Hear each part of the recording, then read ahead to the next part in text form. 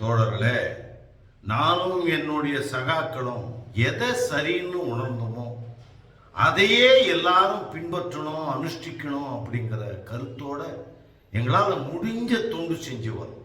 எங்களுக்கு இந்த தொண்டு வயிற்று பொழைப்புக்காக ஏற்பட்டது இல்லை அப்படிங்கிறது உங்களுக்கு தெரிஞ்சிருக்கும். நாமெல்லாம் இந்த நாட்டில் பிறந்து இந்த நாட்டில் வளர்ந்து வீரத்துடனும் புகழுடனும் கீர்த்தியுடனும் வாழ்ந்து வந்து இன்னைக்கு அந்நியர்களுடைய சூழ்ச்சியில் ஏமாற்றத்தில் அகப்பட்டு சுயமரியாதை இல்லாமல் மிருகங்களை மாதிரி நடத்தப்பட்டு வர்ற கொடுமைகளை பார்த்து அதை நிவர்த்திக்கிறதுக்காக, அதை சரி செய்யறதுக்காக உழைச்சி வரும். ஏன்னா நம்ம மக்களில் 100% பேர் கிணத்து தவளையாக இருந்து வரோம். உலகத்தில் மற்ற தேசங்கள்லையும் அந்த தேசத்தாருடைய நிலைமையையும் அவங்களுடைய பழக்க வழக்கங்களையும் மற்ற காரியங்களையும் நம்மள நிறைய பேர் தெரிஞ்சிக்காம இருக்கிறோம். நாங்கள் அந்த விஷயங்களெல்லாம் சரியாக நல்லா அறிஞ்சு நம்முடைய நிலைமையையும் கவனித்து ஏதோ எங்களுடைய புத்திக்கு சரின்னு பட்டது சொல்கிறதுக்கு முன் வந்திருக்கும்.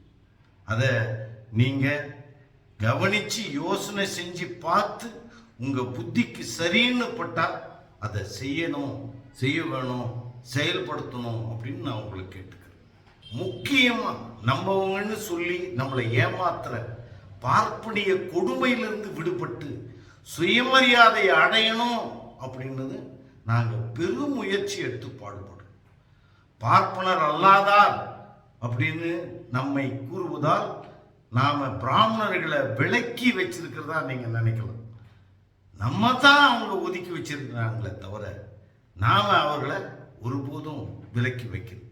உதாரணமாக சாப்பாட்டு கடையிலையும் சரி, காபி ஹோட்டல்லையும் சரி, களத்து மேட்டுலையும் சரி, குட்டையிலையும் ஆலயத்திலையும் பள்ளிக்கூடத்துலையும் வேத சாஸ்திரம் அப்படிங்கிறத படிக்கிறதுலையும் ரொம்ப காலமாகவே நம்மை பார்ப்பனர்கள் விலக்கி வைத்து அவர்களுக்கென்று ஒரு தனி இடம் தேடிக்கொண்டிருக்கிறார். அது மட்டும் இல்லாமல் பிராமணர், சத்திரியர், வைசியர், சூத்திரர், பஞ்சமர், மிலேச்சர் அப்படிங்கிறதாக அநேக வகுப்புகளை உண்டு பண்ணி மக்களை பிரித்து வச்சு எல்லாருக்கும் தாங்கள் மேலான மக்கள், உயர்ந்த சாதி, மற்றவங்கெல்லாம் தாழ்ந்த சாதி அப்படின்னு திட்டப்படுத்தி அதுக்கு ஆதாரமாக கடவுள் சொன்னார், கடவுள் செஞ்சார் அப்படின்னு சாஸ்திரங்களையும் ஏற்படுத்தி வச்சிருக்காரு. வெள்ளக்கார அரசாங்கத்தில் இந்து லா அப்படின்னு சொல்லப்படுகிற சட்டத்தில் கூட, நீதி இலாக்கா தீர்ப்புகளில் கூட பிராமணர்களுக்கும் மற்றவர்களுக்கும் தனியாக சட்டம் இருக்கிறத பார்க்கலாம். கிரிமினலு, சிவிலு இது ரெண்டுத்துலையுமே அப்படி இருக்கு. பார்ப்பன தலைவராகிய ஸ்ரீ சீனிவாச்சாரியங்கார் கூட இதை ஒத்துக்கிட்டு இந்த மாதிரி வித்தியாசம் இருக்கக்கூடாது அப்படின்னு சொல்லியிருக்கிறார். இதையெல்லாம் எதை ஆதாரமாக வச்சுக்கிட்டு பார்ப்பன நடத்தி வர்றான் அப்படின்னா, இந்து மதம் அப்படிங்கிற பெயரில் இந்துக்கள் என்று சொல்லிக் கொள்வதானால் ஆயிரக்கணக்கான வருஷங்கள் நாம் அவர்களுக்கு அடிமையாயிருவோம். இதை போக்கணும் அப்படிங்கிறது தான் எங்களுடைய நோக்கம். அதுக்கு தான் எங்களுடைய கிளர்ச்சி. பிராமணருக்குன்னு மற்றவங்களுக்குன்னு நீதிகள் இதெல்லாம் வித்தியாசம் எல்லாம் இருக்கவே கூடாது அப்படிங்கிறது தான் இந்த போராட்டத்துடைய நோக்கம். அதனால நமக்கு அவங்க கிட்ட பகையோ துவேஷமோ கிடையாது. நம்ம நாட்டு மக்களுக்கு விடுதலையும் நல்வாழ்வும் கிடைக்கணும் அப்படின்னா ஒருத்தருக்கு ஒருத்தர் வித்தியாசங்களை விட்டு ஒழித்து நல்ல எண்ணத்தோட நடந்துகிட்டு ஒற்றுமையா இருந்தால் தான் முடியும். இல்லைன்னா முடியவே முடியாது. உயர்வு தாழ்வு அப்படிங்கிற தத்துவம் போனால் ஒழிய இது முன்னேற்றம் சாத்தியம். இந்த தத்துவம் நம்முடைய மதத்தோடைய அஸ்திவாரமாகவே பதிந்து இருக்கிறது. நம்முடைய மத வேதங்களும் ஸ்மிருதிகளும் புராணங்களும் தான் இந்த பாழும் தத்துவத்திற்கு ஆதாரம். இந்த மாதிரி வித்தியாசம் கற்பிச்சு மக்களை சுயமரியாதை இல்லாமல் செஞ்சு மிருகங்களாக்கி நாய் பன்றிகளை விட இழிவா நடத்துறதுக்கு ஆதாரமாக இருக்கும் மதம் எதுவாக இருந்தாலும் அது அழித்து ஒழியும்.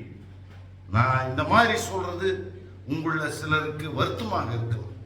நான் சொல்றத பார்ப்பனர்கள் சொல்றது மாதிரி அப்படியே நீங்க நம்பணும் அப்படின்னு நான் உங்களை கட்டாயப்படுத்து. நான் நம்புறத, எனக்கு தோன்றியத, நான் பார்த்ததை சொல்றேன்.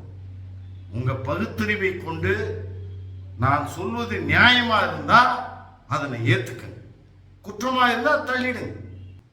அப்படி இல்லாம இந்த மாதிரி குட்டுத்தனமான நம்பிக்கையெல்லாம் ஏத்துக்கிட்டு இன்னும் காட்டு மிராண்டி காலத்திலேயே அந்த பழக்க வழக்கங்களையே பின்பற்றிக்கிட்டு வந்தீங்கன்னா நாம முன்னுக்கு வர முடியாது. மற்ற நாடுகள்லாம், அதாவது வளர்ந்த நாடுகள்லாம் பகுத்தறிவை கொண்டு ஆராய்ந்து பார்த்து உண்மைகளை கண்டுபிடிச்சி அதை செய்கையில நடத்தினால தான் மற்ற நாட்டுக்காரெல்லாம் முன்னுக்கு வந்திருக்காரு. ஆனா எவ்வளவோ மேன்மையா இருந்ததா கதையெல்லாம் எழுதி வச்சு அதை நம்புற நாம அவங்களுக்கு அடிமைப்பட்டு இழிவான நிலையில இருந்து வரும். குருட்டு நம்பிக்கைகளை, அந்த மாதிரி கொள்கைகளை அவங்க விட்டு ஒழிச்சதுனாலதான் நல்வாழ்வு அடையும். இன்னைக்கு நாம இன்னமும் மூட நம்பிக்கைகளை ஆழ்ந்து கிடக்கிறதுனால பாப்பா நம்மளை வேசி மகன், அடிமை, சண்டாளன், தீண்டத்தகாதவன் அப்படிங்கிறான்.